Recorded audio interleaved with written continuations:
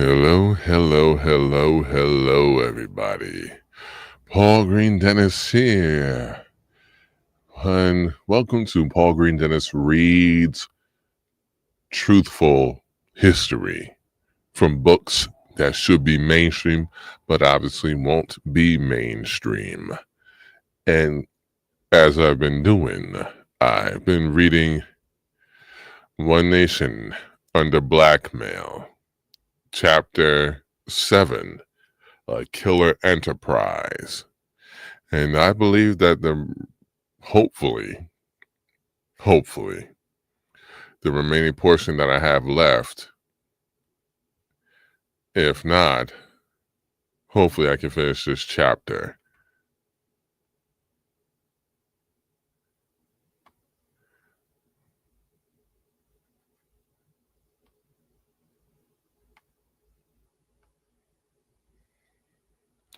All right.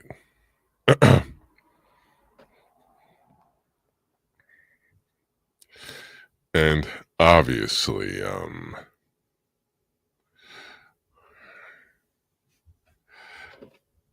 with the reading of this book,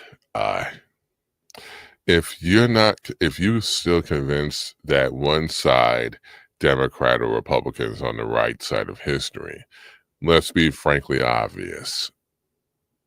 Neither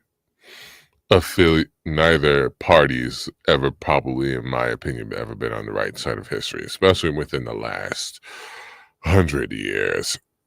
As a matter of fact, I could argue this whole entire government or democracy is organized crime that fronts as a legit government. But when you're getting entangled with the mob and arms dealing and everything else underneath the sun, genocide,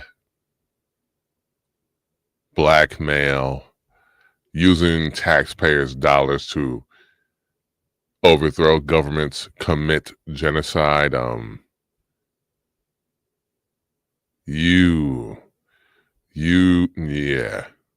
thank you. And then you have the people, and then you got it down to the education system. So much down to the education system that you got people learning things that aren't true or just whitewashing entirely. But with that being said, I'm going to continue with my form of deprogramming and learning, along with everybody here, by reading more of this book here, this education here, the real history here of our government in One Nation Under Blackmail, Volume 1, Chapter 7, A Killer Enterprise, and where I left off. And the part I'm about to pick up right now is the Mainland Savings Connection.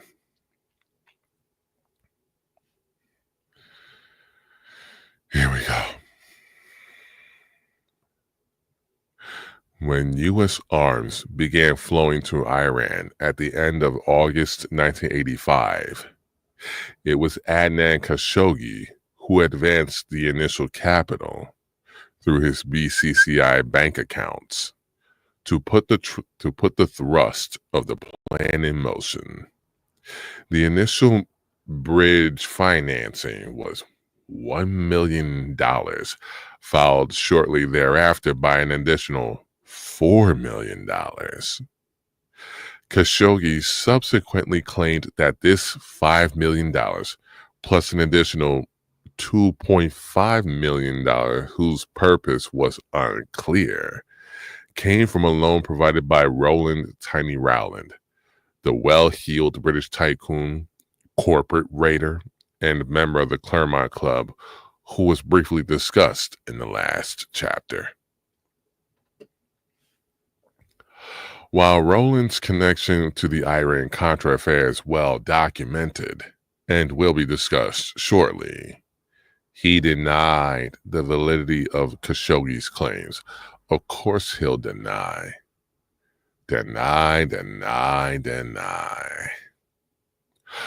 While this denial might simply be a case of Rowland trying to put distance between himself and the affair, it happens that shortly prior to the initiation of the arms transfers, Khashoggi came into $5 million via a surprising route. Mainland Savings, a Houston-based savings and loan. Mainland Savings, one of the S&Ls that collapsed spectacularly over the course of the 1980s, was plugged into a wider network of crooked land developers, organized crime associates, and other denizens of the murky world of covert operations. Of course there has to be organized crime, because why not? Khashoggi's ties to mainland savings dating back to 1977, when Mario Renda, an ambitious New Yorker with dreams of wealth and power, stepped off a plane in Riyadh, Saudi Arabia. He was then a partner in IPAD, the International Planners and Developers Construction Consortium, that hoped to gain a lucrative contract to build concrete homes in Jeddah.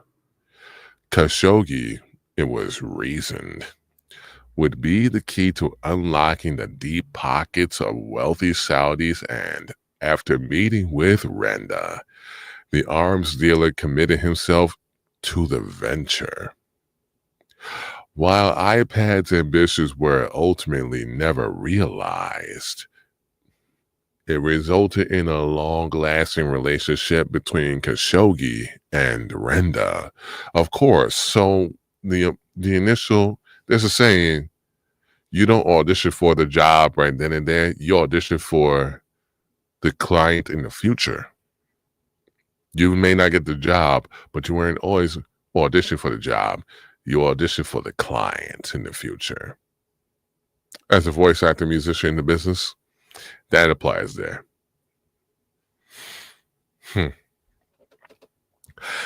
After IPAD fizzled out, Renda leveraged the contacts he gained through his introduction into Khashoggi's inner circle and secured a position as the treasurer of the Arab International Bank. Interestingly, in 1973, this bank had formed a joint venture with Lorna, the corporate monolith controlled by Tiny Rowland. Arab International Bank's specialty was certificates of deposits, CDs. It would use vast petrodollar reserves to shop CDs around the world, seeking out the locations that had the highest rates of return. Renda positioned himself front and center in these efforts, which provided him with the idea for his next venture. In 1978, he returned to New York City and formed Arabus Inc., a one-man firm that was intended to broker deposits, likely on behalf of Arab clients. The timing was fortuitous. Against the backdrop of early 1980s deregulation fever, Renda became connected to Martin Schwimmer. Schwimmer, rumored to be a money launderer for the Lucchese crime family, managed the pension funds for several New York unions, including, wait for it, Teamsters Local 810, which was reportedly close to organized crime interests. A plan was then hatched. Renda and Schwimmer would begin brokering deposits of union pension fund money into S&Ls across the United States, collecting along the way commissions from lending institutions and fees from the unions. Arabus was renamed First United Fund, and soon Renda and Schwimmer were moving billions into a string of savings and loans. Here we go, money laundering like never before.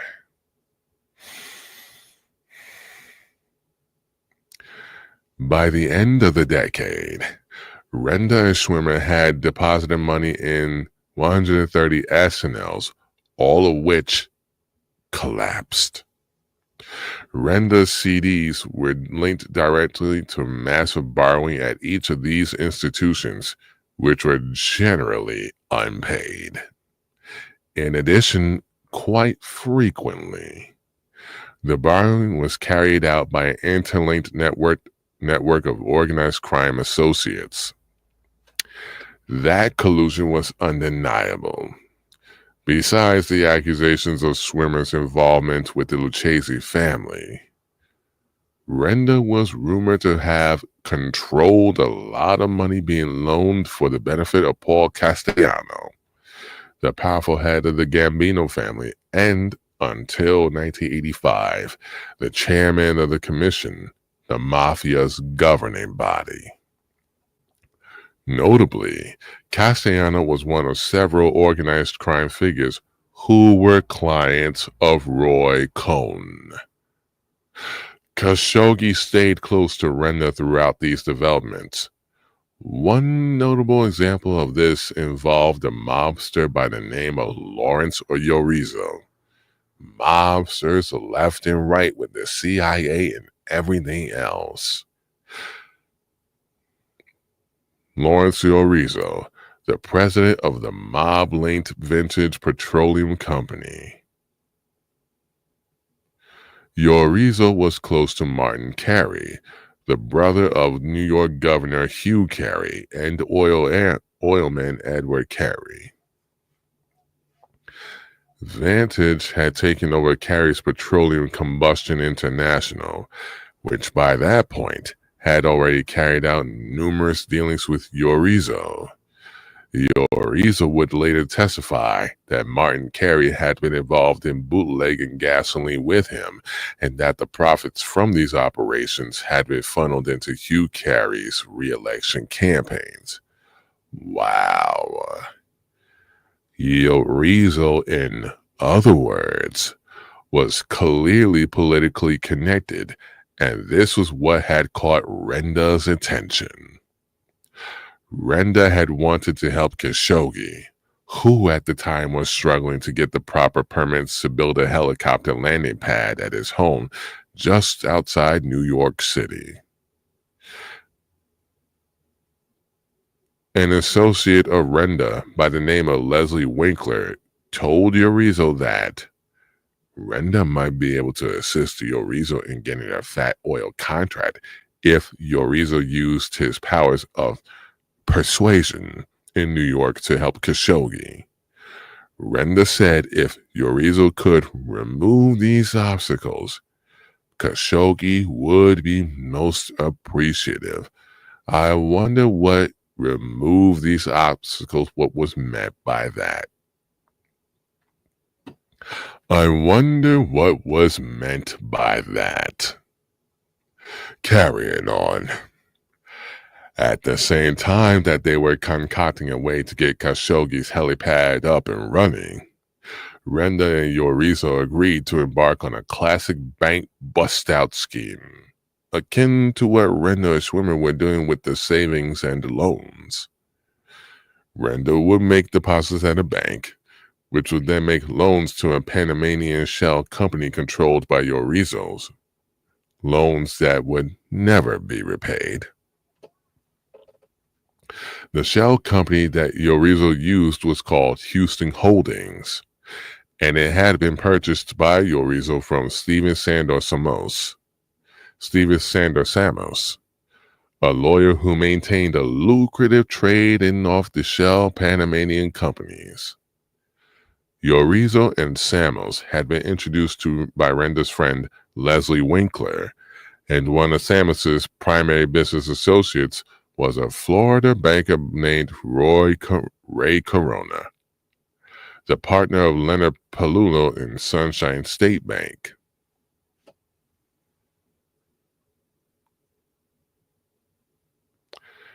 Samos also made an appearance in the Iran-Contra affair. Southern Air Transport purchased a Panamanian company called Amalgamated Commercial Enterprises, which it used to purchase and maintain planes carrying supplies to the Contras. Ace was one of Samos's off-the-shelf companies, and all the company's officers were employed by International Management and Trust Corps, a company run by Samos.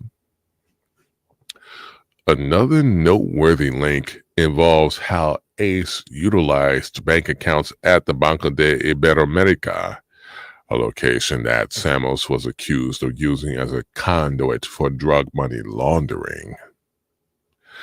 Banco de Iberoamerica was a subsidiary of the Arab Banking Corporation, a major international bank headquartered in Bahrain that offered floating rate notes on the open market on behalf of BCCI.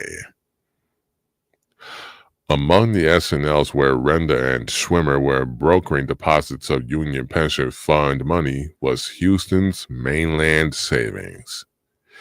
This same SNL became embroiled in a series of overly complicated financial transactions with Khashoggi and a slew of business partners, the origins of which go back to 1974. Wow. That was when Khashoggi purchased a large tract of property adjacent to the Galleria, a major shopping hub in downtown Houston that had been developed with the aid of the Marcos family of the Philippines. Holy shit. Khashoggi acted as frontman for Imelda Marcos on more than one occasion. Khashoggi let the land sit bare until 1979, when he was joined by Clint Murchison Jr., scion of the Dallas oil family, with $15 million in financing courtesy of Texas Commerce Bank. The pair embarked on an ambitious development plan. The plans never came to fruition, and 3 years later, Murchison exited the scheme. Khashoggi began looking for buyers for the land and began cooking up other real estate schemes. One of these was in Aspen, Colorado, where he and a developer named John Roberts planned to purchase a property using a $44 million loan from Commerce Savings, plus an additional $14 million from San Jacinto Savings. The hell you need all that money for? In a now obvious pattern, this money disappeared into the black void of Khashoggi's finances. What was left was a staggering debt owed to a string of banks and SNLs. Mainland Savings, flush with deposits from Khashoggi's friend Mario Renda, offered an ambitious way out of these problems by purchasing Khashoggi's Galleria adjacent property for the grossly inflated sum of $68 million. Of this, $22 million would be put up by Mainland itself, with the remainder provided by a loan from Austin-based Lamar Savings. The plan was the $30 million in prior loans from Texas Commerce Bank and San Jacinto Savings would be paid off. Khashoggi would buy $10 million in preferred stock at Mainland and use $12 million as a down payment to buy foreclosed loans, real estate, called cash for trash, thus boosting its capital and keeping regulators at bay. That left $16 million for miscellaneous costs and Khashoggi. I wonder what would happen. A problem arose when Mainland could only get Khashoggi's property valued at $55 million, short of the $68 million that they had originally hoped for. They were able to inflate the loan up to $58 million, which covered most of the debts and miscellaneous costs, except for the $10 million that was used to be used by Khashoggi to buy Mainland stock and bad assets. Luckily for Mainland, Khashoggi had additional properties next to the Galleria-adjacent tract in question, which he had financed through S&L borrowing.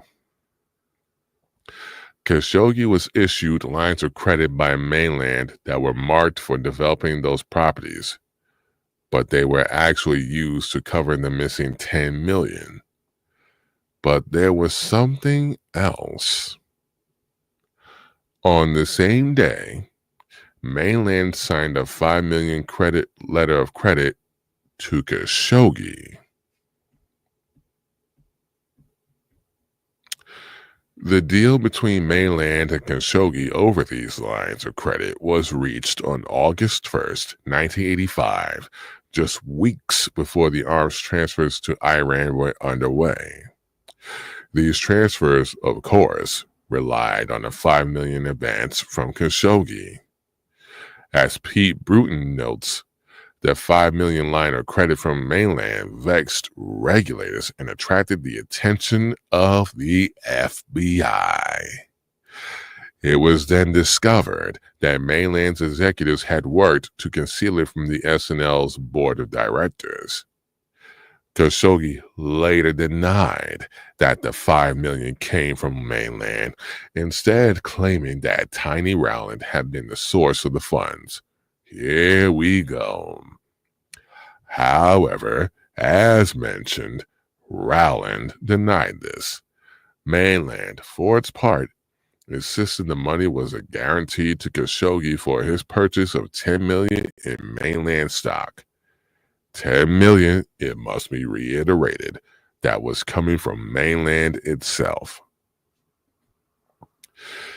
It might be tempting to write the Mainland events off as a curiosity, another dead end in the Hall of Mirrors that is the Iran-Contra affair. There are, however, other ties between Mainland and Lamar Savings, the institution that loaned Mainland the bulk of the money for the Khashoggi deal, and the netherworld of BCCI and intelligence agencies. Besides Khashoggi, one of the major borrowers of both of these savings and loans was Mounzer Horani, a Lebanese-American from Utah with extensive interest in Texas real estate.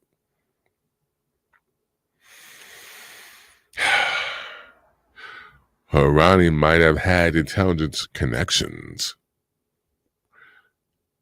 A former high-ranking officer at Lamar Savings, writes Bruton, said that Horani claimed to have ties to the Mossad.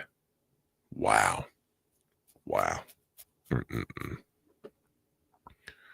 Ties to Israeli intelligence or not, Horani was certainly linked to Utah's Orrin Hatch, who, as mentioned, was tightly connected to BCCI and to First American.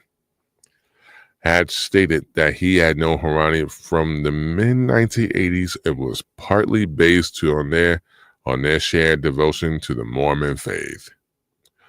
Horani, meanwhile, told NBC News' Mark Hosenbaugh that he had joined with Hatch and BCCI insider Mohammed Hamid on various private schemes to free U.S. hostages held by terrorists in Lebanon. In 1986, Horani was in hot water over his borrowing at Mainland, which by that point had collapsed and had been taken over by the Federal Saving and Loan Insurance Corporation. Hatch appears to have tried to intervene directly, penning a letter to the federal institution stating that a possible resolution could be found with respect to Harani's problems. 4 years later, as BCCI began to fumble toward collapse, Hatch once again acted as Harani's lobbyist. He reached out to the beleaguered bank requesting that they lend money to Harani for a series of real estate ventures in Illinois, Minnesota, and Texas. Harani himself then sent a proposal for financing. It is not clear if any proposed loans were actually ever approved. Ever provided. Hatch has one more connection to figures in this saga. In 1985, during the peak of his mainland borrowing and the initiation of the Iran weapons sales, Khashoggi arrived in Salt Lake City, Utah, with grand plans to build 2 gold-colored 43-story office towers that would dwarf the nearby Mormon Church office building, the tallest structure in town. Khashoggi had been a presence in Salt Lake City since the 1970s, and this increased significantly during the 1980s. Yet, by 1987, construction on the towers had been abandoned, and Khashoggi fled Utah, leaving numerous unpaid loans and broken promises in his wake. It was during this period, Hatch stated, that he had met Khashoggi. Details on their relationship are scarce, but according to Hatch, their association was the senator extending the courtesies he would to any big investor in Utah.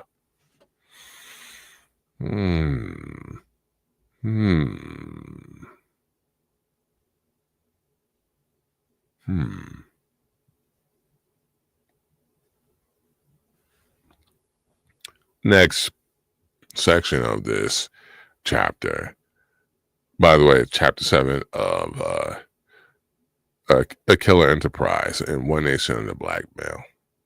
This section right here, a pan-European plot.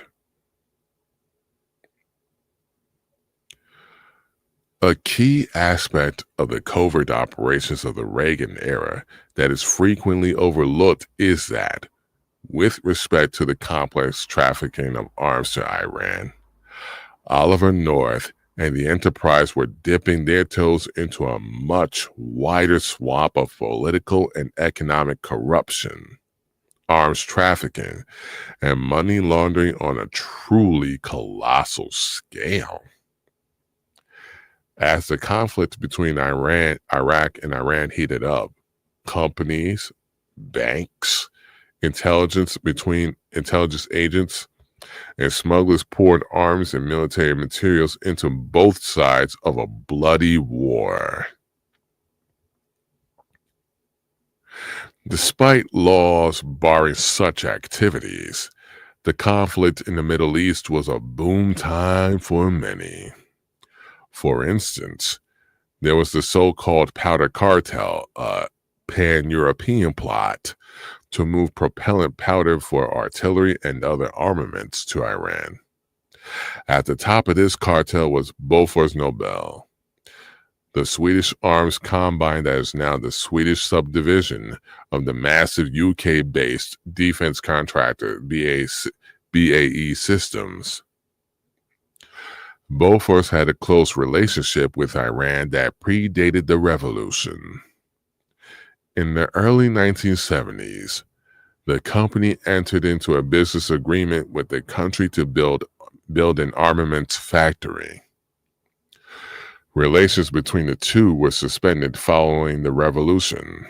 However, a dip in Bofors' balance sheet a product of the downsizing of the Swedish military, led the company to embark on the lucrative path of embargo busting. Moving propellant powder to Iran required numerous partners, complicit shipping agents, and payoffs to officials. The primary mechanism for coordinating this network was the European Association for the Study of Safety Problems in the Production and Use of Propellant Powders.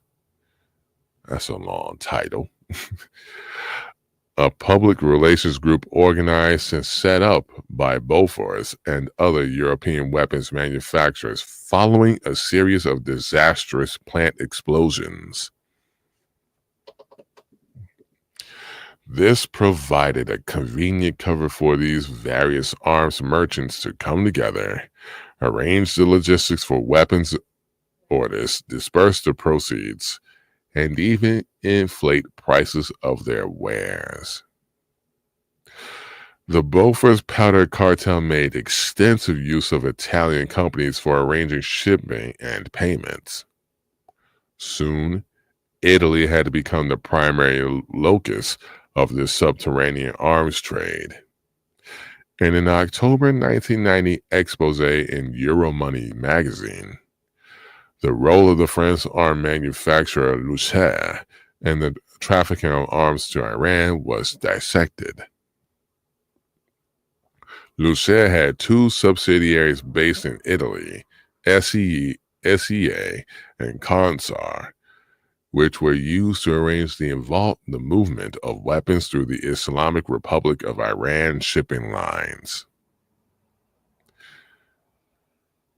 The ships would log false destinations and then make their way to Iran via secret routes. The arms loaded on these ships were sourced not only from Luchaire, as SEA and Consar acted as intermediaries for numerous European companies involved in the trade. Damn, this is getting more complex. And more corrupt, too.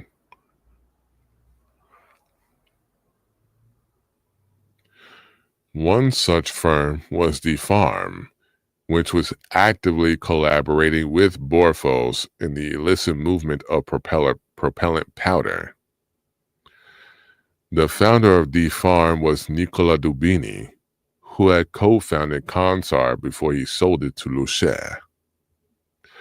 Another firm was a Portuguese arms brokerage called Defects, described in testimony as having a close relationship with Richard Secor after having been introduced by Thomas Kleins. It became one of the companies utilized by the enterprise. According to Albert Hakim, Defect sourced weapons from Eastern Bloc arms manufacturers and merchants, which were then purchased and resold to the Contras. Behind these moves were various European banks, some shadowy and others well known. On the shadowy side, there was International Bankers Incorporated, which issued lines of credit to SEA and Consar. The Italian branch of International Bankers Incorporated was located in a building owned by the scandal-plagued Banco Ambrosiano, which had been set up by Jean-Maxime Levesque in 1982. Levesque had previously been the president of Crédit Commercial de France, a sizable French bank that, incidentally, had lent Adnan Khashoggi large sums for his Salt Lake City ventures. The major shareholders of International Bankers Incorporated included the Saudi businessman Akram Oje, a friend of Adnan Khashoggi's, and, wait for it, Robert Maxwell. More well known was the French merchant bank Banque Worms, which was nationalized by the Mitterrand government in 1982. During the period where the French state owned the bank, it held 23% of loose share and aided in financing the flow of arms and powder. Joining bankworms in these efforts was a renowned Italian bank, Banca Nazionale del Lavoro. The interactions were complex, as R.T. Naylor has described in Patriots and Profiteers. Blackmail, the Iranian bank handling their side of the financing, would order its Italian correspondent banks to issue LCs, lines of credit, on behalf of Lucere's Italian subsidiaries, which sent them to Italy's Banca Nazionale del Lavoro. BNL would use the original LCs as security to issue their own LCs in favor of the Lucere parent firm in France. That firm sent the LCs to bankworms for negotiation.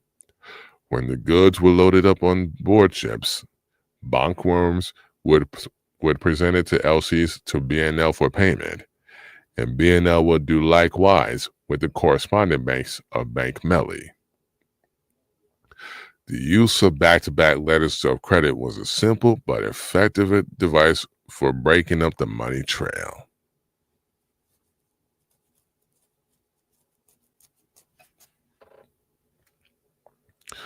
London was another major hub for these activities, with various arms merchants playing a role in the flow of weapons as far back as 1981. Chief among these were Ben Banerjee, an arms dealer and owner of BR&W Industries, and his close associates, Michael and Leslie Aspen. According to Die Welt, Banerjee and Michael Aspen were involved in negotiations between Oliver North and several representatives from the Iranian government in 1984 over the sale of $264 million worth of TOW missiles. Subsequently, evidence was entered as part of a British court case that showed that Banerjee's BR&W Industries did indeed attempt to move 1,250 TOW missiles to Iran, which were obscured in customs invoices as lift trucks. Even the motorcycle had to get in on some of that. Even the motorcycles were surprised by that. These custom invoices were handled by BCCI, and they were accompanied by telexes and the letters on BCCI stationery of a nature and type ordinarily used by CCI, showing BCCI provided counter guarantees and letters of credit involving the lift trucks. What is more, according to Michael Aspen's brother, Leslie, these TOW missile sales were indeed part of North's operation. Leslie Aspen further claimed that he and North had opened 3 joint bank accounts at the Paris branch of BCCI to launder money for these sales, and that one of these accounts was under the name Devon Island. The Senate subcommittee investigating BCCI learned that BCCI parents did indeed have a Devon Island account, but they were unable to acquire internal documentation for this branch. The use of suspect invoice techniques, such as classifying TOW missiles as lift trucks, seemed to be a habit of Michael Aspen's. In the early 1980s, he was working closely with a British arms dealer named Leonard Hammond, who also manufactured machine gun parts through his company, Delta Engineering. Hammond and Aspen used Delta Engineering to move machine guns to the Middle East and Africa, with a particular focus on South Africa. In 1981, they were moving arms to Iran. Frequently, these arms were mislabeled on invoices as hydraulic lifting tools. Aspen and Hammond had a particularly close relationship with Kuhn and Nagel, a large German freight and logistics company. When the arms dealers moved 1,000 rifles to South Africa in 1980, invoiced as high-lift hydraulic machinery spares, K&N subsidiary Air Cargo handled the freight. In 1981, K&N worked with Aspen and Hammond in moving weapons destined for Iran.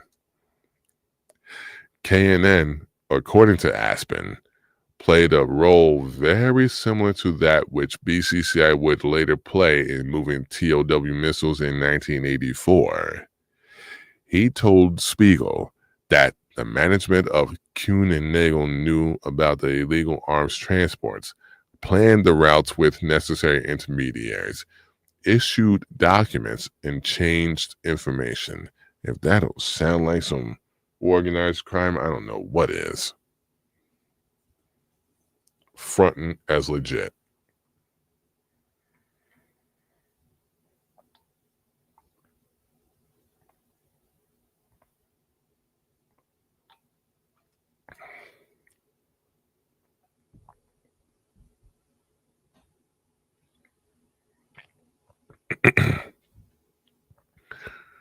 In 1981, right as these operations were being developed, Kuhn and Nagel was acquired by Tiny Rollins Lorno. Were these two events connected? It is impossible to say for sure, but there is reason to suspect that this was the case. As previously mentioned, one Lorno freight cargo subsidiary has been identified as a participant in Edwin Wilson's covert activities in Libya on behalf of the Shackley Network. Lorno obtained K&N shortly after the loss of that cargo company. In addition to Italy and the UK, Belgium was a major node in this wide-ranging European network. It just keeps on getting bigger and bigger and bigger and bigger and more complex. Of particular interest are the allegations made in the Atlas dossier, a confidential report drafted by the Belgian Gendarmerie in November 1994. Atlas makes a series of startling accusations concerning an entity that they describe as the Nebula, a network of Belgian businessmen, politicians, and criminals who were involved in arms trafficking, diamond smuggling, drug running, and the like. At the center of the Nebula was Felix Predzborski, a businessman and Belgian diplomat who, since 1978, lived in Costa Rica, where he maintained a dual citizenship. There is a small but steady stream of press reports independent of the Atlas dossier that have linked Predzborski to various forms of corruption. Notably, in 1978, Italian police found drugs in a vehicle belonging to the Costa Rican embassy, with one of Predzborski's employees at the wheel. That same year, one of Predzborski's close associates, who was serving as Monaco's diplomat to Costa Rica, was arrested in connection with the drug trafficking. When the Costa Rican newspaper La Nación published a series of articles probing Predzborski's connection to various criminal enterprises, based largely on reports already published by European journalists, Don Felix, as he was known, responded litigiously. In the end, La Nación's journalist, Herrera Ulloa, was charged with criminal defamation and was forced to pay Przeworski a fine equivalent to 100 days' wages. The Atlas dossier names numerous individuals in Przeworski's network. Among these were his son Daniel, a Geneva lawyer who was poised to take over his father's complex. Interestingly, Daniel Przeworski, from 1984 through 2019, had worked at the law firm of Pierre Schifferelli, Bruce Rappaport's attorney who, as mentioned, had been the head of the World Anti-Communist League. Documentation from several lawsuits suggests that Daniel worked directly on some of Rappaport's affairs. These are not the only familiar faces that appear in the dossier. In a list of banks used by the Przeworski Group for money laundering is Republic National Bank, with a note beside it stating that in this bank it is a certain Safra who would be responsible for special transfers. This, of course, refers to Edmund Safra, thus directly linking the Przeworski Group to Contra support operations and to the Republic National. The Atlas dossier further links the Przeworski Group, or Nebula, to the support operations. It is said that some of the weapons of Iran Gate would have been transferred to the Contras of Nicaragua by this network. Atlas identifies one of the lesser-known members of the Nebula as Bruno Goldberger, a purported real estate broker from Brussels. It adds that Goldberger worked for a certain Globus group, but the investigators who penned the document stated that they were unfamiliar with this entity. This was likely the Bulgarian state-owned trading company Globus.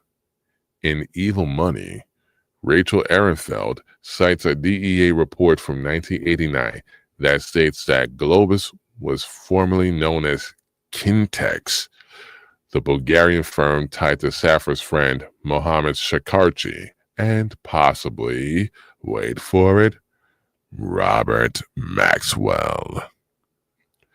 The DEA report states Ehrenfeld recounted that Globus transmitted Middle Eastern drug money to Switzerland via Shakarchi. Przeworski's time in Costa Rica overlapped with the country being used as a major hub for the enterprise's pro-Contra efforts. The Atlas dossier charges that, while he was serving as a diplomat, Przeworski had embarked on a major business venture. The construction of a tourist real estate project in the Santa Elena region of Costa Rica. Intriguingly, North was also using the dense jungles of Santa Elena as cover for secret airstrips that were used for Contra support flights. Other connections to the enterprise's operations can be seen via another bank mentioned as being part of Przeworski's network. This was Joffrey's Bank in Belgium, described in the dossier as a conduit for arms smuggling payments. Jeffrey's Bank had also been intimately connected to some of Roy Cohn's suspect business activities. See Chapter 4. Jeffrey's Bank was controlled by Arno Newman, a friend of Cohn's and his son, Jeffrey, for whom the bank was named. According to Belgian journalist Willy van Dam, the Newmans were closely connected to Pierre Salik, a clothing manufacturer with close ties to Israel's Mossad. Salik, importantly, was named in the Atlas dossier as a member of Przeworski's core group. It states that Salik's daughters were promised in marriage to the two sons of Przeworski, though this never took place for reasons unknown. A frequent visitor to Jeffries Bank and a close associate of both the Newmans and Pierre Salic was Jacques Monsieur, described as one of Europe's biggest arms dealers. For instance, in 1986, Belgian authorities recovered documentation outlining his contacts with both Mossad and Iran. When he was arrested in Turkey in 2002, in part for having sold embargoed American spare parts and aviation technology to Iran, numerous press reports identified him as having been an active participant in the Iran-Contra affair. Willie Van Dam writes that Monsieur's introduction to the world of arms trafficking came through a partner of the Newmans named David Benelli. As noted in Chapter 4, David Benelli was really David Azoulay, the brother of Avner Azoulay. Avner, a former Mossad agent, is best known as the business partner of the notorious commodities dealer Mark Rich, who himself worked closely with Israeli intelligence. Golly, the amount of organized crime and intelligence just being merged here.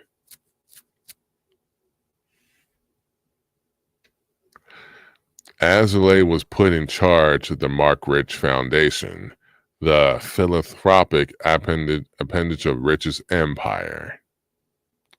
The foundation has maintained outposts in Zug, Switzerland, and Israel. Rich has other ties to individuals and entities that populate this netherworld. There are rumors, albeit ones that are difficult to substantiate, that he was close to fellow oil trader John Deuce, who maintained the services of Ted Shackley, while Shackley was running his private CIA. Yeah, Mark Rich. Another name brought up. There are more demonstrable ties between Rich and Rappaport's Intermaritime Bank and BCCI. In 1984, for example, the Rothschild Bank in Zurich loaned Rich the astronomical sum of $50 million in Swiss francs. The managing director of the bank at that time was Alfred Hartmann, the money manager for Intermaritime and a frequent BCCI frontman. To complete the circle, the report of the U.S. inquiry into BCCI states, Mark Rich remains one of the most important figures in international commodities markets and remains a fugitive from the United States following his indictment on securities fraud. BCCI lending to Rich amounted to tens of millions of dollars. Moreover, Rich's commodities firms were used by CCI in connection with BCCI's involving in U.S. guarantee programs through the Department of Agriculture. The nature and extent of Rich's relationship with BCCI requires further investigation. Others named in the Atlas dossier as involved in Przeworski-linked arms trafficking suggested Przeworski's group had close connections to the heights of Belgian political power. Featured prominently among these names was Paul van den Boeymans, a meat-packing magnate who had been prime minister from 1966 to 1968, and again from 1978 to 1979. In the interim period, he served as Belgium's defense minister, where he presided over a series of controversial arms deals and a weapons buildup. An adamant Cold Warrior, Van den Boeymans moved among the webs spun by groups such as Le Cercle and the World Anti-Communist League. Oh yeah, It is a very it is a very dirty business. Vanden Boynance had a particularly controversial relationship with Roger Boas, another figure whose name appears extensively in the Atlas dossier. Boas oversaw the Belgian weapons manufacturer ASCO, which profited handsomely during Vanden Boynance's years as defense manager. De Morgan reported that as soon as the politician came to defense in 1972, his company had probably not missed a single defense contract. ASCO saw its profits increase tenfold in the 1970s. Many of these deals bore the unmistakable signs of corruption and allegations of bribes and kickbacks, embezzlement and money laundering, harassment and intimidation often followed in their wake. There were also the accusations that Vanden Boynance and Boas made use of a highly connected call girl ring headed by Fortuna Israel, better known as Madame Tuna. According to De Morgan, Madame Tuna was placed on the payroll of one of Boas's ASCO subsidiaries, where her job title was listed as decorator. This ring had connections to other familiar faces. Madame Tuna, it seems, was also an associate of Adnan Khashoggi, who reportedly called upon her services for help in obtaining lucrative contracts through subterfuge and blackmail. Boas was reported to have been introduced to Khashoggi and Akram Oje, an investor alongside Robert Maxwell in International Bankers Incorporated by the madam herself. A direct line between this network of connections and the early 1980s flow of weapons to Iran may well exist. Named in the Atlas dossier as a member of Pressborsky's group was Abraham Shavit, Boas's general manager at ASCO. The dossier describes Shavit as the right arm of Roger Boas. Shavit was well connected in Israel. For instance, in the 1970s, he served as the president of the Manufacturers Association of Israel and, afterward, had a stint as the chairman of El Al, Israel's chief airtime company that was involved in CIA Mossad airlifts in the 1980s, including Operation Moses, and has also operated as a front company for Israeli intelligence. He was also reportedly a former Israeli intelligence officer and a close associate of Manuel J. Pyers, a CIA-employed arms trafficker. Pyers would later be identified as one of the enterprise's middlemen in the Iranian arms sales. Prior to the Air Enterprise's operations in January 1983, ASCO's Malta branch was involved in the transfer of aircraft parts, weapons, and ammunition to Iran via a contact at Mellibank. 2 ASCO Malta invoices for these show that the shipments were underwritten with a line of credit from BCCI's branch on Brompton Road in London.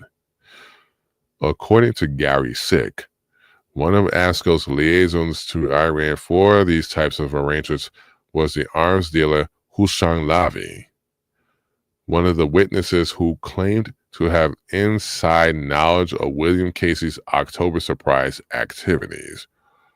Wow.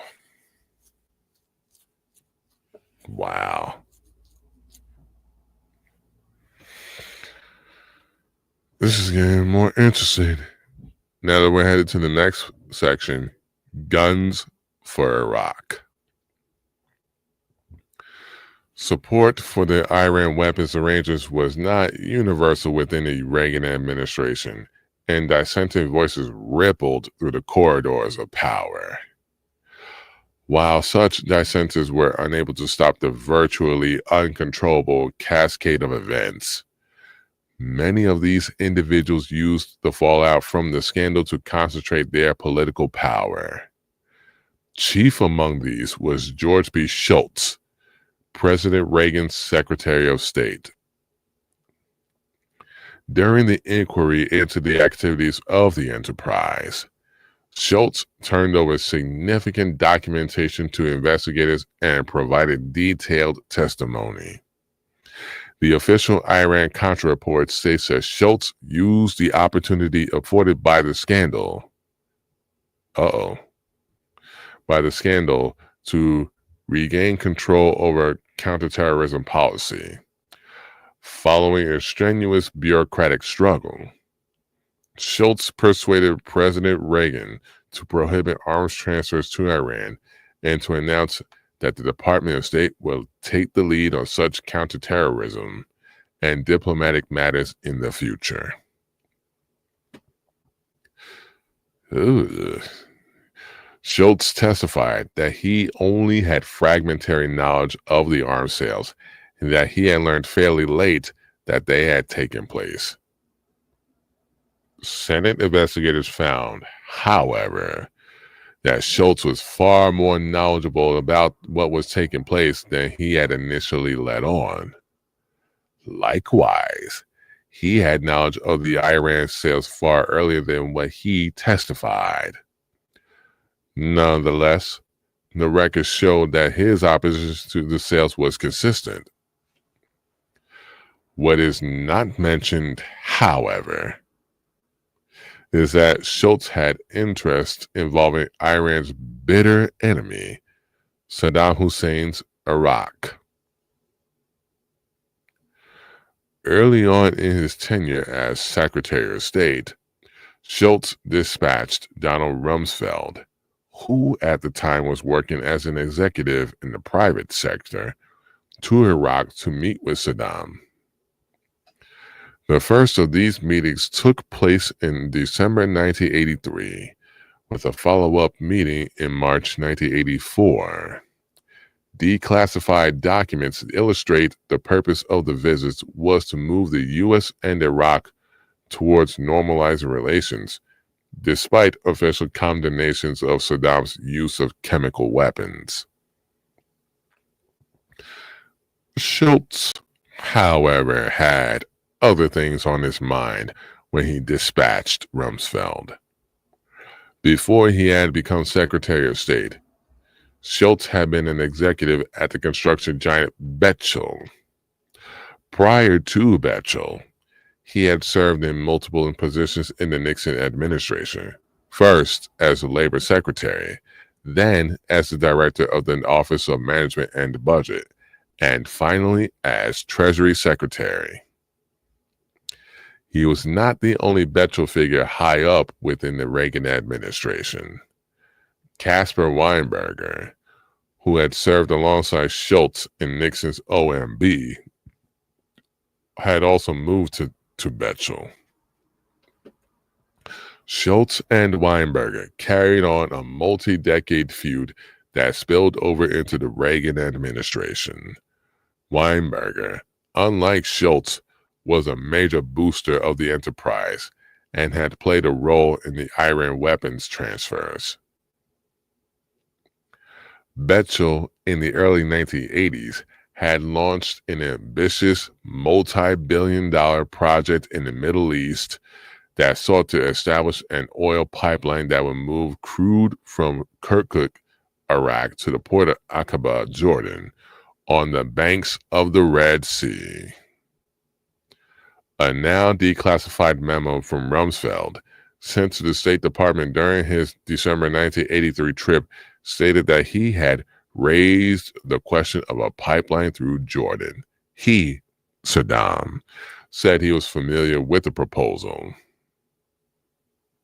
However, He was concerned about the proximity to Israel as the pipeline would enter the Gulf of Aqaba.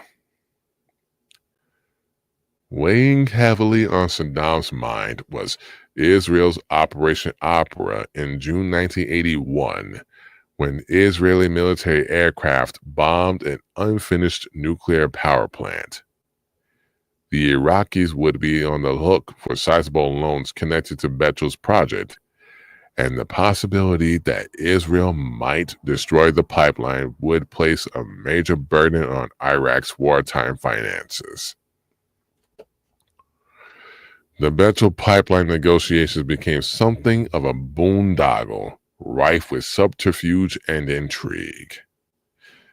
It intersected in odd ways with the Iran-Contra project and formed something of a parallel, if not an entirely opposing operation. In the spring of 1984, Iraq and Jordan agreed to grant Betel a contract for pipeline construction that was dependent on several conditions.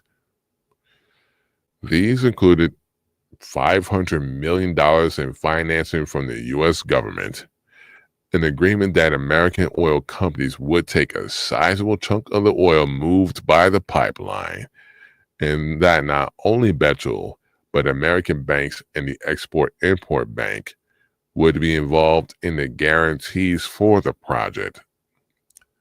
As Alan Block points out, the rationale for these demands was simple. Put the U.S. government and American business on the hook for the project, and they would act as a buffer against Israel. The agreement operated smoothly until Iraq made an additional demand. It wanted a force majeure clause that would free Iraq from its obligatory to pay interest on construction loans in the event of Israeli aggression. With this demand threatening to derail the whole project, an interesting figure interjected himself into the middle of the negotiations. Bruce Rappaport, Casey's good friend and a BCCI insider. Interestingly, one of the directors of Rappaport's Intermaritime Bank until 1979 had been a former consultant for Betel. Rappaport wanted a discount on oil transported by the pipeline in exchange for guarantees from Shimon Peres that Israel would leave the pipeline alone. To sweeten the deal, Rappaport was prepared to grant Israel a portion of his profits from this oil deal. The deal with Israel would require two elements: a written security guarantee and an insurance fund for the pipeline set up by Israel. Israel, through Rappaport's intercession, agreed to the former but not the latter. And so the tanker magnate reached out to the Reagan administration for leverage over Israel. He turned to two attorneys he was close to, Samuel Pizar, the powerful attorney whose client list has included Armand Hammer and Robert Maxwell, and E. Robert Wallach. Wallach, in return, brought Rappaport to the attention of Reagan's Attorney General Edwin Meese. Meese, in turn, managed to bring the National Security Council into the mix, which believed that U.S. government entities like the Overseas Private Investment Corporation could be used to organize the insurance fund.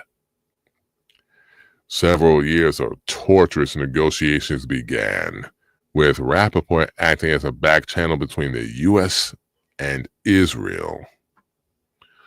One letter, written by Peres, was passed from Rappaport to Wallach to Meese and stated that the Israeli politician would discuss the matter with Schultz himself.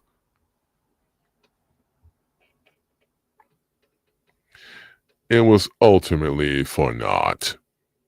The NSC backed out of the project under the leadership of Admiral John Poindexter, curiously one of Oliver North's chief allies, and a major player in the movement of arms to Iran.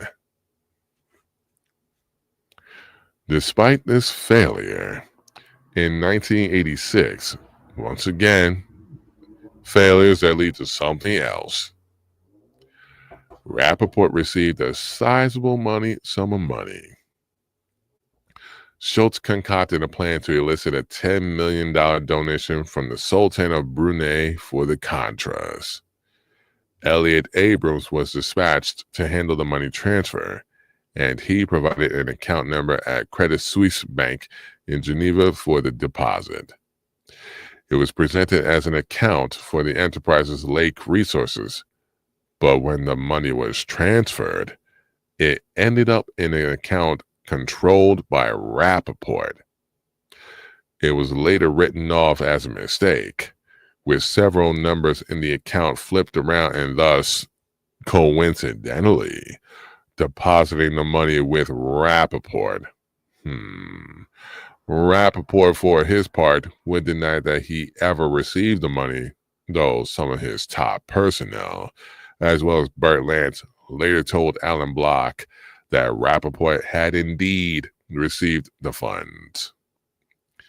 Lance stated that the money was used for payoffs, while Jerry Townsend, a CIA officer who worked for Rappaport, said that Secord had personally asked him to try to recover the money. This is getting really ridiculous. The Bechtel pipeline negotiations were unfolding against a backdrop of what has been described as a geopolitical tilt designed to draw Iraq permanently into the camp of America's Gulf allies. A key component of this tilt was the expansion of lines of credit provided to Iraq that were arranged and guaranteed by the Commodity Credit Corporation, CCC, a New Deal era public corporation set up to provide financing and protections for the U.S. agricultural sector. Ostensibly, the CCC credits to Iraq were to be used strictly for agricultural purchases, with the U.S. adding additional non-agricultural credits via the Export-Import Bank, the same entity involved in the Bechtel pipeline negotiations. The primary bank used to issue these credits was the Atlanta branch of Banca Nazionale del Lavoro, BNL, the Italian bank that, as mentioned earlier, was working with Bank Worms in financing arms transfers to Iran. Wow.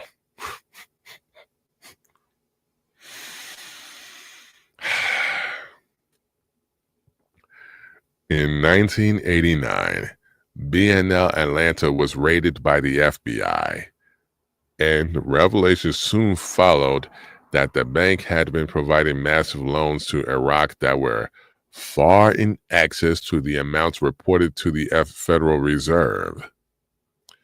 These loans, in turn, were being used by Iraq to purchase weapons. Besides the CCC guaranteed lines of credit that were mixed in with BNL's lending, the possibility was raised that the CCC itself, with or without its knowledge, had acted as an underwriter of arms deals. An investigation into what was dubbed Iraq Gate led to the verdict that there was, in fact, no conspiracy on the part of the CCC and the Reagan administration to arm Iraq. Yet, the overlap in time with the Bechtel negotiations and Donald Rumsfeld's trips to Iraq seems to paint a different picture. I wonder what this different picture is.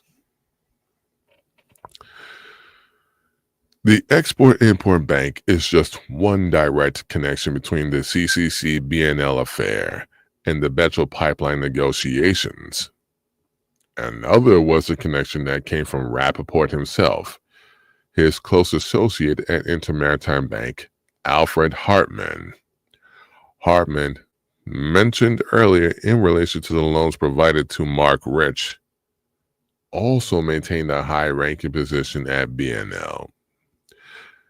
Given that Hartman tended to appear at banks as a representative of BCCI, this may indicate a relationship between BNL and BCCI. Indeed, in 1991, the year I was born, the New York Times reported that BNL Atlanta had been receiving massive transfers of money from BCCI and its subsidiary First American Bank shares. These transfers, which were happening at the same time as the Iraq loans, appeared to have been made in order to keep the BNL branch afloat. Yeah, I am young. I am young. In the U.S. congressional hearings that investigated the Rockgate, the relationship between BCCI and BNL's Italian leadership was further elucidated. According to a written statement provided by the head of BNL's North American operations, BNL's former managing director, A. Ferrari, who resigned in 1981 after his membership in the notorious P2 Masonic Lodge was revealed, had been close to Pakistani nationals connected to BCCI. The statement further identified Ferrari as a close friend of Roberto Calvi, the head of Banco Ambrosiano, who wound up dead under exceedingly murky circumstances.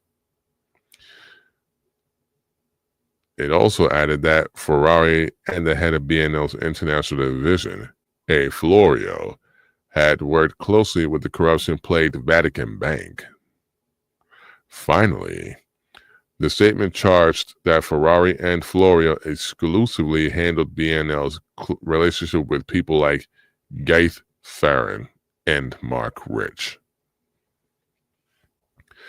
BCCI and BNL appeared together again in relation to a strange firm called Alavain International Group, which was described in a UK parliamentary inquiry as a ghost company. Alavain was, like BNL, a participant in the Bofors-led powder cartel that moved propellant powder, munitions, and weapons parts. At the same time, Alavain was participating in multiple illicit weapons deals with Iraq, and by 1993, the company's leadership was wanted for questioning in the U.S. in relation to the BNL Atlanta loans.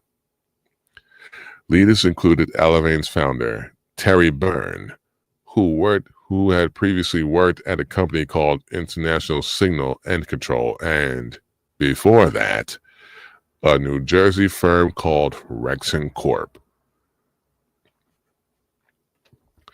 Rexon was subsequently placed under investigation for, among other things, providing artillery fuse parts to Iraq. International Signal and Control, meanwhile, had been founded by James Guerin, who was linked by the UK inquiry to the Chilean arms dealer Carlos Cardoan, by the UN, and who between 1984 and 1988 provided minerals used in munitions to Iraq. Ari Ben-Menash, the former Israeli intelligence officer, has charged that Margaret Thatcher's son, Mark Thatcher, was also close to Cardoan and had used this connection to broker the sale of armaments to Iraq. At the time, Thatcher was living in Texas, where he had cultivated contacts that included former Senator John Tower. Here we go again. Government, intelligence, organized crime. Good Lord have mercy. While the relationship between Alavain and BNL remains vague, what is certain is that BCCI was working closely with both companies. It reportedly held several different accounts at BCCI during the mid-1980s, and in 1987, BCCI was prepared to ensure the sale of 50,000 sets of fuses by Alavain. Invoices obtained by British parliamentarians further indicated a business relationship between Alavain and a company called Space Research Corporation, which had been tied in other reports to Alavain's successor, Rexon Corp., to Carlos Cardone and Mark Thatcher, and to BCCI. Space Research Corporation is best remembered for the man behind the company, Gerald Bull, a Canadian-born engineer and artillery expert who, prior to his 1990 assassination in the doorway of his Brussels apartment, had designed weapon systems for the Iraqis and the Chinese. He had also brokered the sale of arms to South Africa, yet his most famous effort was Project Babylon. Commissioned by the Iraqi government, Project Babylon was intended to construct a series of space guns based on Bull's earlier designs for launching satellites into orbit. These guns would be used to fire projectiles high into the atmosphere or near Earth orbit in order to reach targets far beyond the range of normal artillery equipment. The ownership, space guns.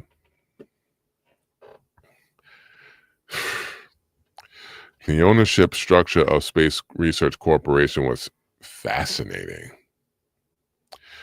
In the late 1960s, it was jointly controlled by the Great West Saddlery Company and Arthur D. Little, the Boston corporate consultancy firm and think tank.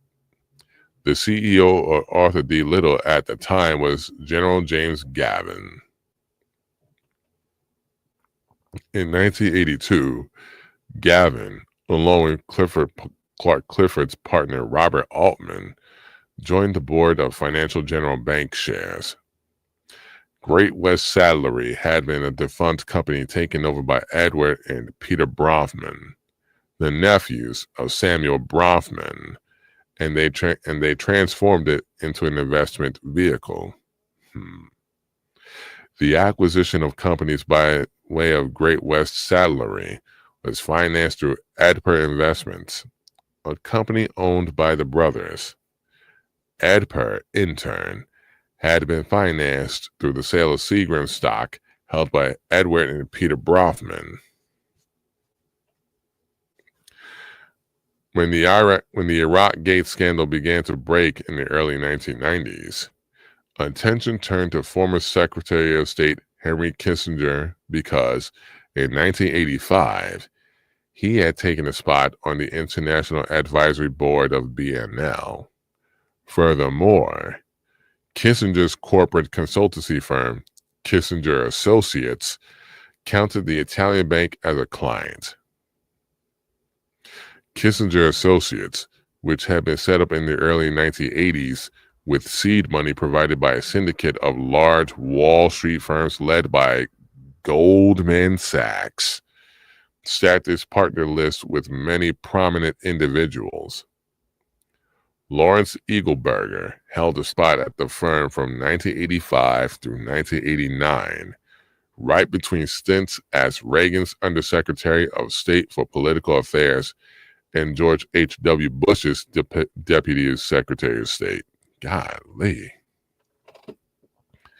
Eagleburger had a long history with Kissinger, having served as a special assistant way back in the Nixon administration. Another Kissinger assistant from this period was Brent Scowcroft, who also ended up at Kissinger Associates before becoming Bush's national security advisor in 1989. Both Eagleburger and Scowcroft were linked by government investigators and by the press to BNL, despite their protestations that they had played no role in the Iraq weapons deals. On 3 occasions between 1986 and 1989, Representative Henry B. Gonzalez of Texas counted, Mr. Scowcroft briefed the BNL board on international political and economic developments. Once back in government, Scowcroft pushed for the expansion of the Commodity Credit Corporation's Iraq program and enlisted his underlings. Right, nobody knew nothing. Nobody knew nothing. Right. Classic. And enlisted his underlings in the NSC to provide political pressure to ensure this came to pass. Eagleburger, meanwhile, was identified as having been present at meetings between BNL managers and Kissinger associates in 1987. Though he denied interactions with BNL, events during the year prior to this meeting suggest that Eagleburger was being less than honest. You don't say. In 1986, LBS Bank, the U.S. subsidiary of Yugoslavia's Ljubljanska Banka, was set up in New York City, and Eagleburger joined the board of directors. Roughly 2% of LBS's business was carried out with BNL, and it had even purchased some of the loans that the Italian bank had made to Iraq. 2 years after it had opened its doors, LBS Bank was implicated in a money laundering scheme connected to the transfer of high technology to the Eastern Bloc. Wow. Kissinger also had ties to George P. Shultz. As with Eagleburger and Scowcroft, the relationship between the men formed during the Nixon administration. Kissinger attested for decades, George and I talked practically every Sunday, and that if in a position to choose a president, I would select George Shultz. When Shultz first accepted the position as Reagan's Secretary of State, Kissinger was the first person he consulted. Reportedly, this consultation pertained directly to developing a roadmap for Middle East policy. It seems likely that the question of Iraq was among the subjects discussed. Beside the personal relationship between Kissinger and Shultz, there was a line running from Kissinger associates to Betchel via William E. Simon, a director at the firm who had served as a consultant to the construction giant. He also served on the board of Tamco, a corporate concern of the Goletta's farm family, who are discussed in relation to Jeffrey Epstein in Chapter 11, and was also connected to Covenant House in Americas, discussed in Chapter 10. Simon further maintained a position as chairman of an investment vehicle controlled by Suleiman Olayan, a Saudi investor who had embarked on a major joint ventures with Betchel. Simon, too, had a long history with Kissinger. For instance, he has served as Shultz's successor as Nixon's Treasury Secretary. And while there, he developed what Kissinger later described as an affectionate comradeship with the Secretary of State. Each of these facts is certainly suggestive. When put together, a portrait emerges of a network, wrapped inside the Reagan administration but extended beyond it into companies such as Kissinger Associates, Betchel, and BNL, that was working to not only promote the tilt to Iraq, but was actively aiding Iraq in its fight against Iran. Particular institutions such as BNL and BCCI appear to have worked both sides of the conflict, supplying money and logistical support for the flow of arms to Iran and Iraq alike.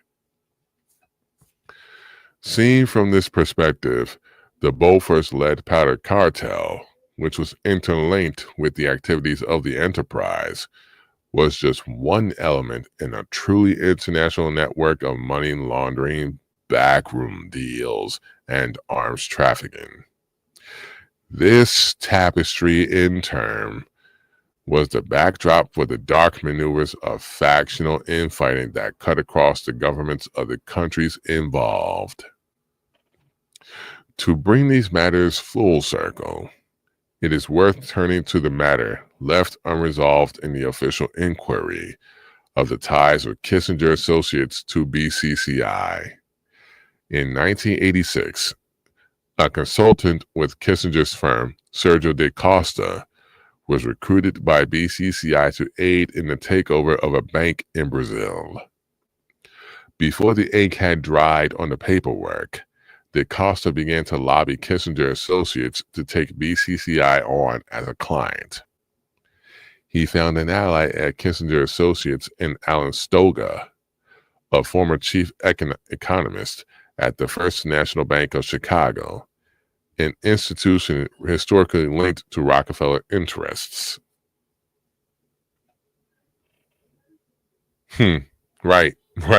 Right.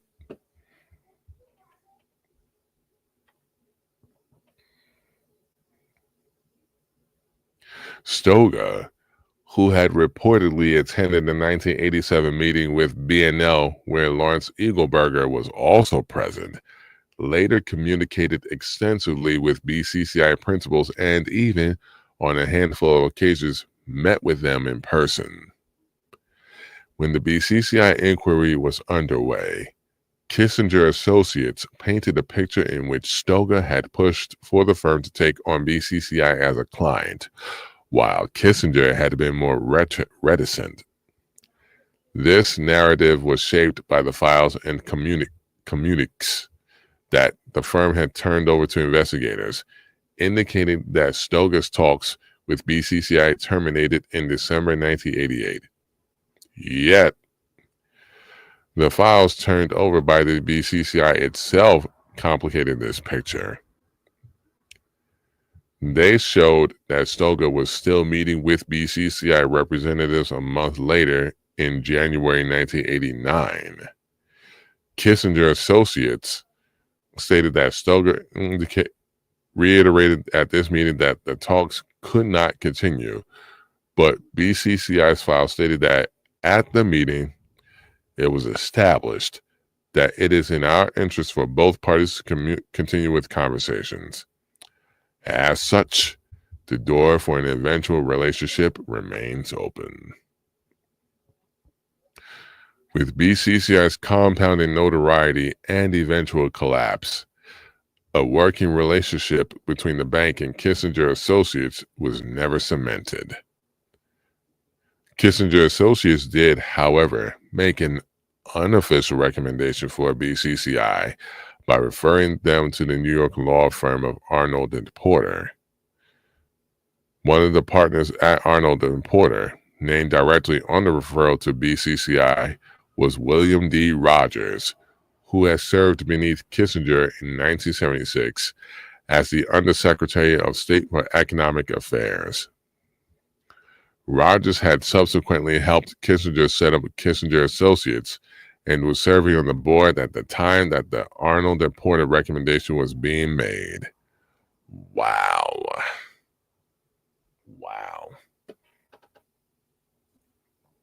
Mm, mm, mm, mm, mm.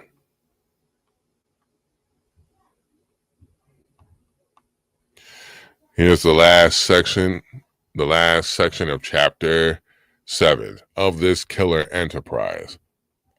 After I take the sip.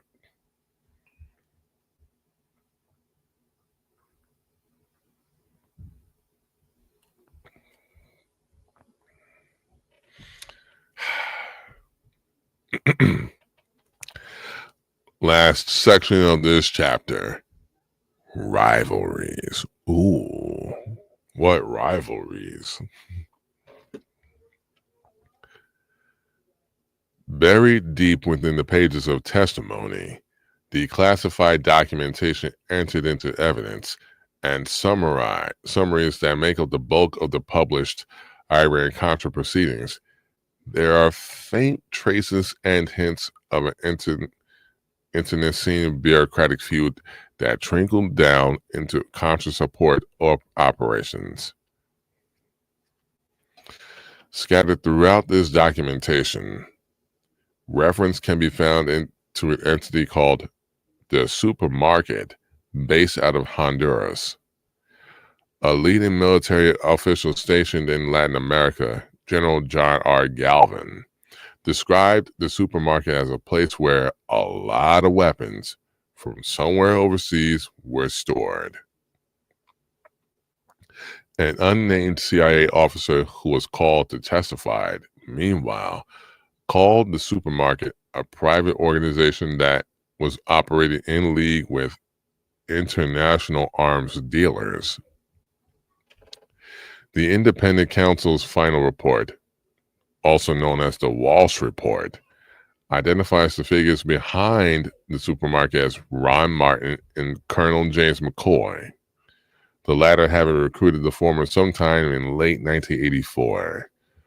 McCoy was a former U.S. military attaché to Nicaragua, while Martin was a Miami-based arms dealer who had been the focus of an investigation by the Bureau of Alcohol, Firearms, and Tobacco for many years. The hell? The report adds that Martin had at one time been charged with providing arms illegally to narcotics traffickers. The supermarket actually predated the Secord-led Contra airlift that had been set up at North's behest. This is clearly illustrated in the Walsh Report, and is alluded to by Howard Cohn and Vicky Monks in their reporting on Iran-Contra that appeared in Rolling Stone.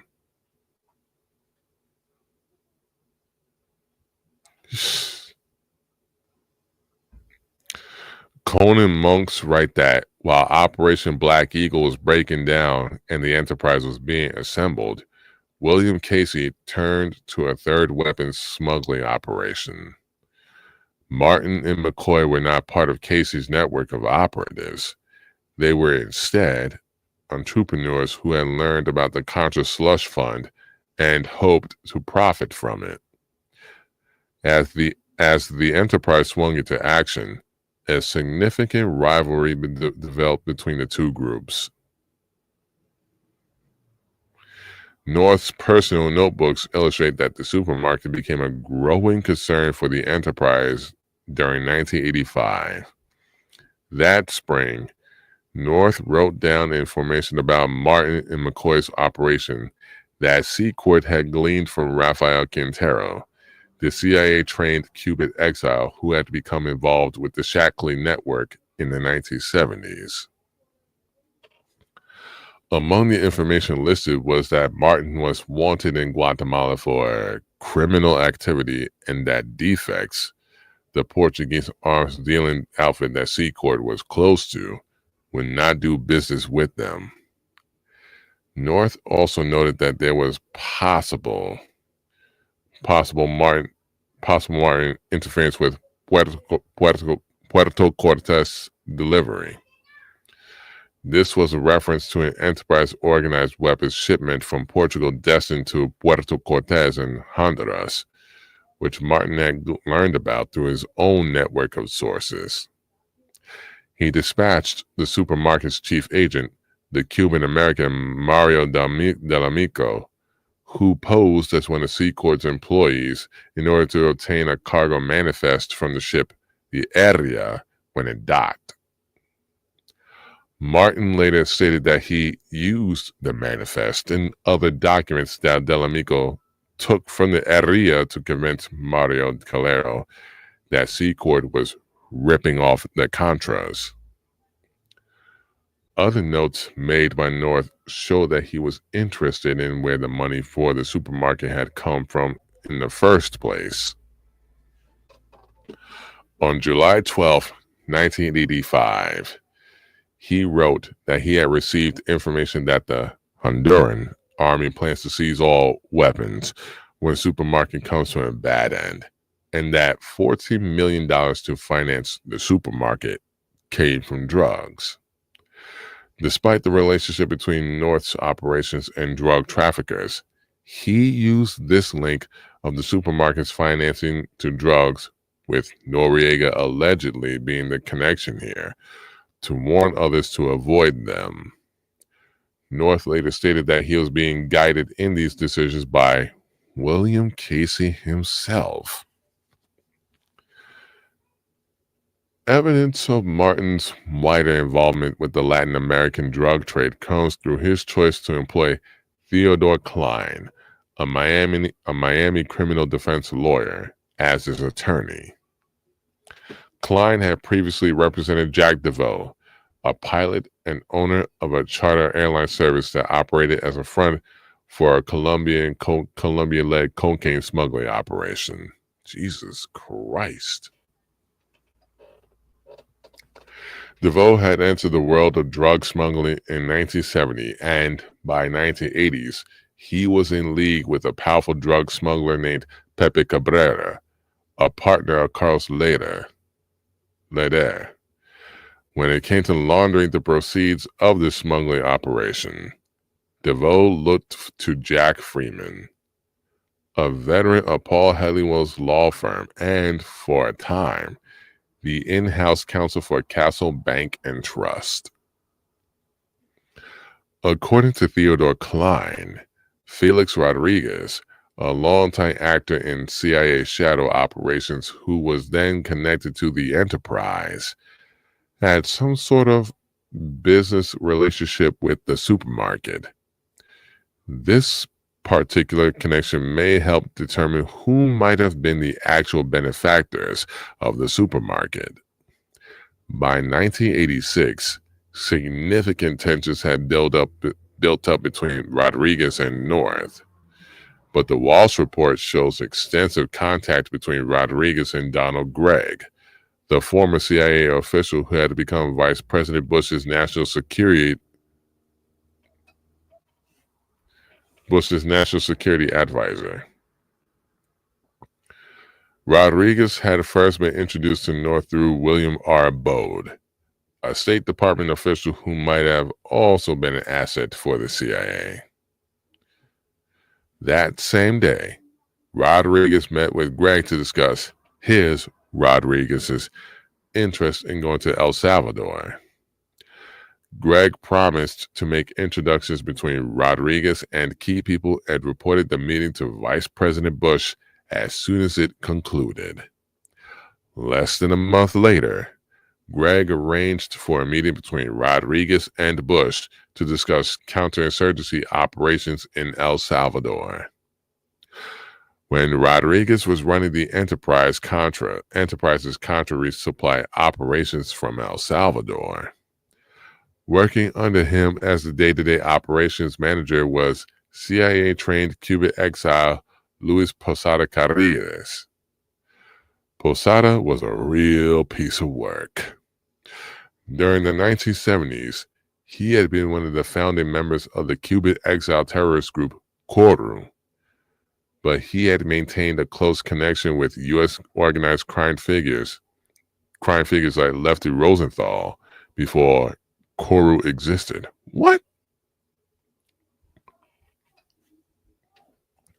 In the decade prior to his recruitment as a cog in the Enterprise's machinery, he had been identified as a big-time trafficker of Colombia cocaine into Miami.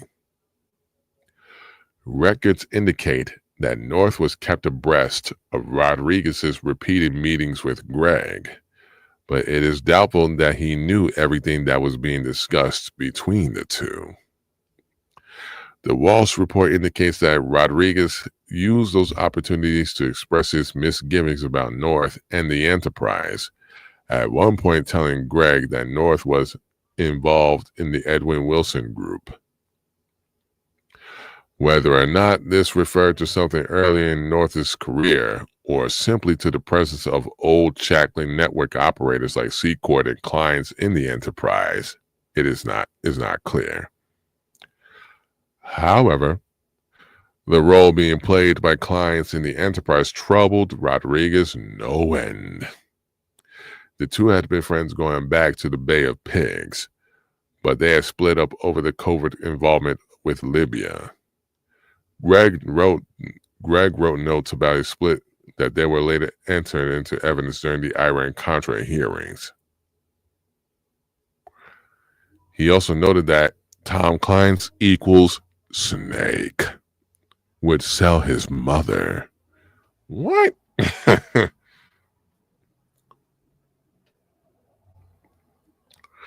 In Joseph Trento's Prelude to Terror, largely based on interviews he carried out with Edwin Wilson, Thomas Cline, and others from that nexus, he recounts that it had been Cline who had first introduced and brought Wilson and Rodriguez together in 1973. Wilson, in turn, put Rodriguez in touch with the infamous arms dealer Sarkis Soganalian, who at the time was looking for somebody to train the phalangists in Lebanon. According to Soganalian, Wilson told him to take Rodriguez to Lebanon and don't bring him back. Get rid of him. As the tension built between North and Rodriguez appeared to have been leveraging his contact with Bush via Donald DeGregg. The Walsh Report states that in early 1986, Rodriguez was causing continual problems by boasting of his very close relationship with the vice president and a number of his people. On January 9th, North wrote in his notebook, Felix talking too much about VP connection. Several months later, notes made by North's assistant Robert Earl added a few more pieces to the puzzle. During a meeting between NSC staffers and representatives, including Gregg, of the Office of the Vice President, Earl wrote the following: Felix needs to be eased out with honor. Felix claims working with VP Blessing for CIA. Mario Dell'Amico, Miami equals Felix contact. And Calero Martin Link equals a problem too. The relationship between Rodriguez and the supermarket on one side and between Rodriguez and Bush on the other raises an important question. Was Vice President Bush the ultimate backer of Martin and McCoy's operation? If so, it would likely reflect the ongoing power struggle first addressed in the last chapter between Bush, Casey, and Bush. Casey, after all, was the ultimate backer of the enterprise, having effectively outsourced CIA activities to North and the remnants of the Shackling network.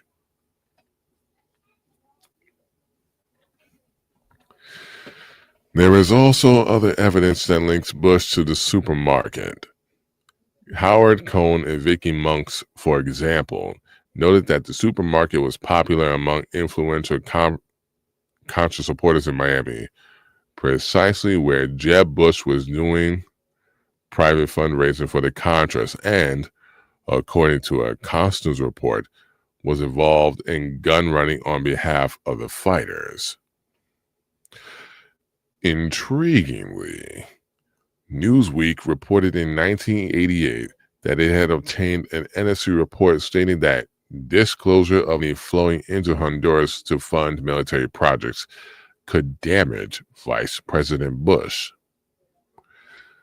There are also questions of potential connections to Robert Corson, the Houston land developer and rumored CIA asset who was the son-in-law of Bush's friend and potential intelligence cutout, Walter Mischer. Corson, as discussed in the last chapter, was identified by controversial whistleblower Richard Brennicke as his partner in money laundering activities. Importantly, Brennicke further stated that Corson and the supermarket's Ron Martin were business partners and had even jointly owned a casino in the Canary Islands for several years in the early 1980s. Also suggestive is a complex real estate deal in Florida that involved a thrift, controlled by Corson, called Vision Bank. Vision Bank and several other S&Ls lent money to Mike Atkinson, a reputed arms dealer, to buy up property in the Florida Panhandle from St. Joe Paper Company, then controlled by DuPont interests. When the deal was settled, the money from Vision Bank, never to be paid back, was swiftly tucked away in the Isle of Jersey branch of Bank Cantrad. This was the same bank where Jack Freeman was hiding the proceeds from Jack DeVoe's drug smuggling. And, as mentioned earlier, DeVoe used the same attorney, Theodore Klein, as Ron Martin. It was also the same bank from which Geo Militech had drawn its offshore finance managers. A much more direct link comes in the figure of S. Cass Weiland, a Houston lawyer who was retained by Corson. Weiland appears extensively in North's notebooks, most in conjunction with figures circulating around the supermarket. In 1984, North was following a project in Belize that involved both Weiland, then serving as counsel to the Senate Permanent Subcommittee on Investigations, and a Cuban exile named Sergio Brull. Brull appeared later in the notebooks as a key contact for Martin and for John Molina, a Cuban exile businessman who was shot to death in Panama in October 1987. Good grief. Molina, in the 1970s, was the president of Unibank, the Panamanian subsidiary of the WFC Corporation, the CIA-linked drug smuggling operation and money laundromat that was co-owned by the First National Bank of Louisville. After WFC went bust, Molina continued to operate in the underworld and eventually became the chief banker for the supermarket. If Robert Corson,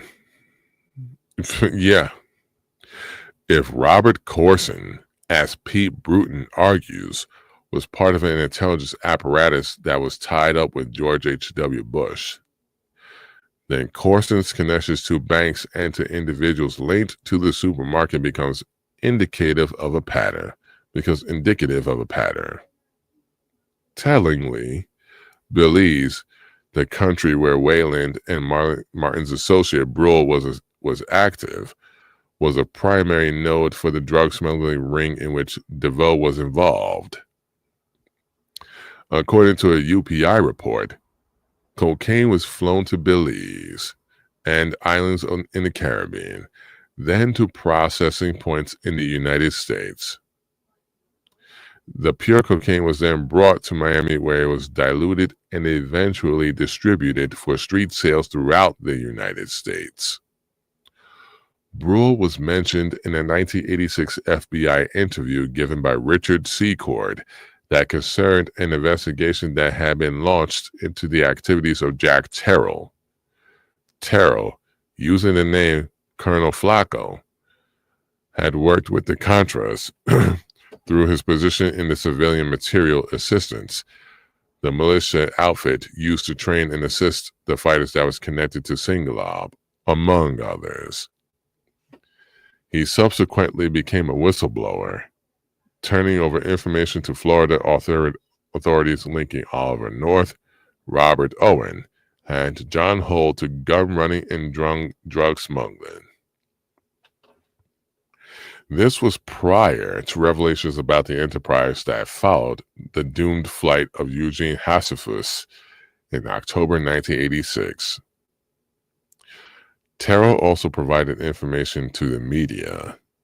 In June 1986, he appeared on a television show called West 57th, where he made allegations that the Contra support flights were also being used to move drugs to the U.S.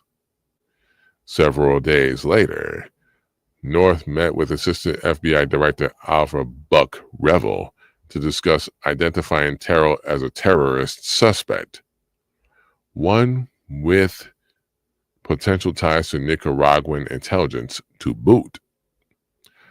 This was a clever move on the part of North.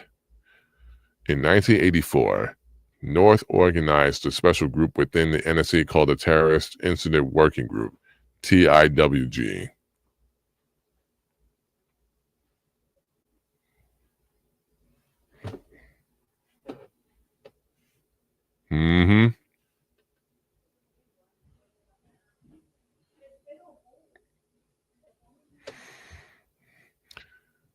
North organized a special group within the NSC called the Terrorist Incident Working Group, TIWG, which in turn spawned a secretive subunit called the Operations Subgroup, OSG. This apparatus, dedicated to counterterrorism activities, was made up of North's allies across various agencies, including Buck Revel.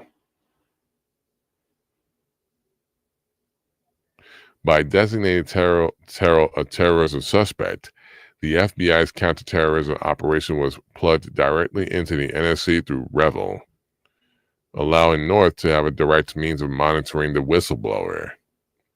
On July 17, 1986, North sent a memo to Admiral Poindexter stating that concerning Terrell, the FBI has notified the Secret Service and is preparing a counterintelligence counterterrorism operation plan for review by OSG TIWG tomorrow.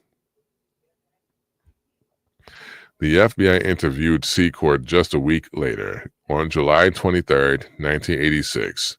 He told the agents that Terrell's allegations were part of a concerted effort by an interconnected group of individuals. Operating in collusion with Terrell, Secord continued, was Sergio Bruhl, a Cuban-American with a commercial business and a FNU, first name unknown, Gomez, whom he described as a bad Cuban involved with drug running.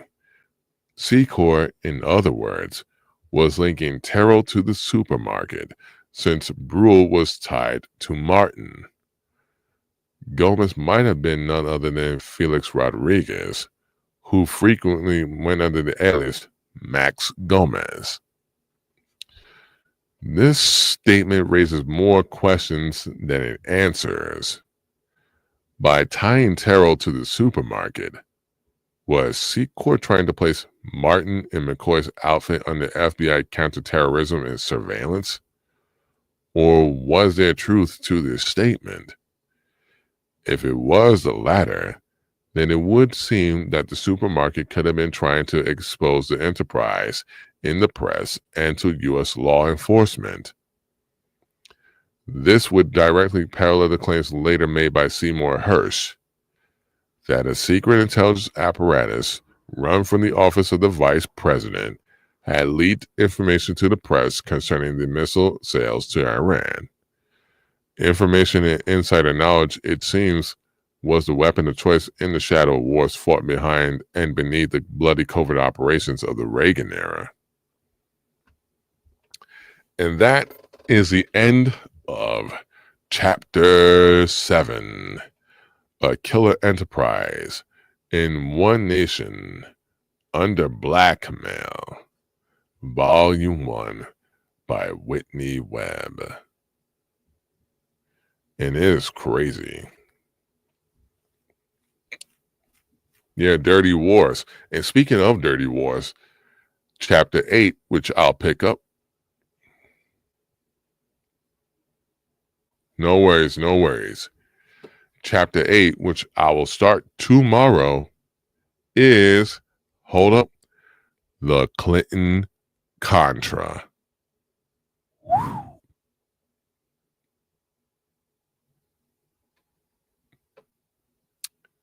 So tomorrow, at the same time I started, will be the Clinton Contra. That is chapter 8.